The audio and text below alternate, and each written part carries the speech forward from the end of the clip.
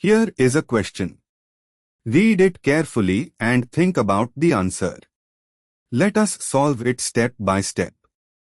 Let us begin solving this step by step. Step 1. Identify the principal characteristic group.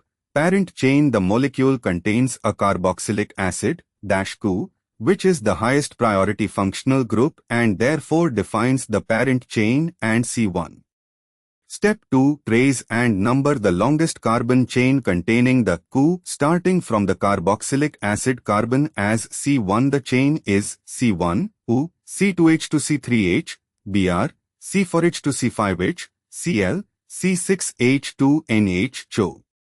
This gives a 6-carbon chain hexanoic acid. Step 3. Identify substituents and their positions. C1, COOH, defines the acid, named as hexanoic acid. C3, Br, bromo substituent. C5, Cl, chloro substituent. C6, CH2NH, the nitrogen bears a formyl group, HCO-, making this a formylamino, NHO, substituent at C6. Step 4. Name the formylamino group. NHCO is the formylamino group.